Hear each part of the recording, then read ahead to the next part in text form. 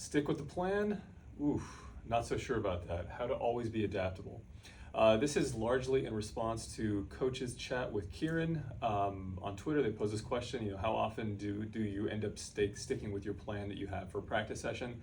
And I thought it was funny because it's just one of those kind of unspoken things, like whatever I plan, it never ends up that way. And that it's for a large number of reasons.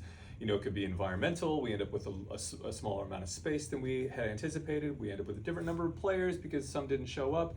It might just be because, the vibe in the room is just a little bit different, but, rarely do I, and when I say rarely, I should probably be, it's more closer to never do I actually end up sticking with the plan that I set out with.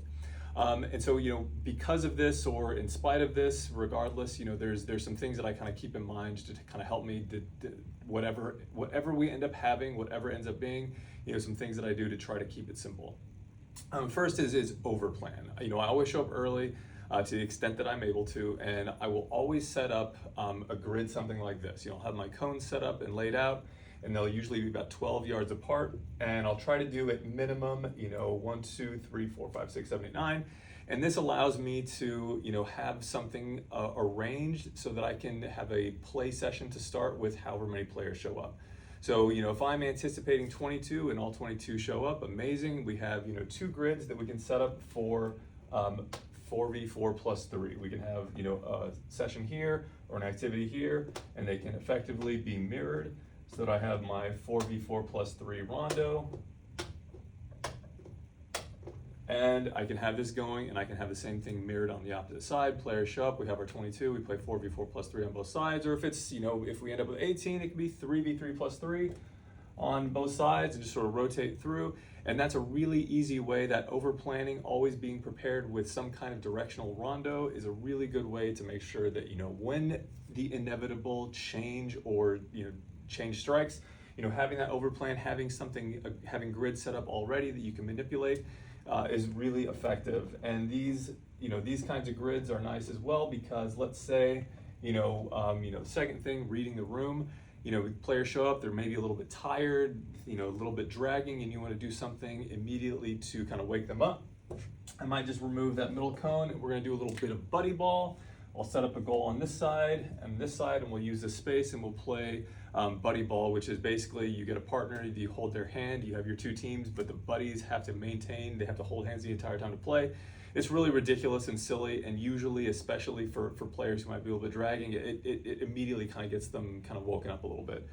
So we might do a little bit of buddy ball, but having this grid, having this set up is an easy way to manipulate it so that we can adjust on the fly.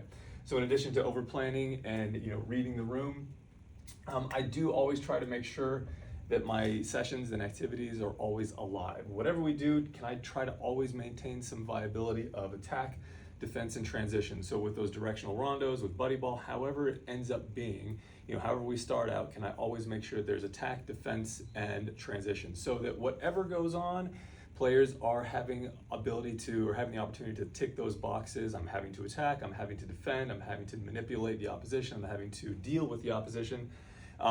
So maintaining that viability is always a good way to adjust no matter what happens. And last, messy is okay.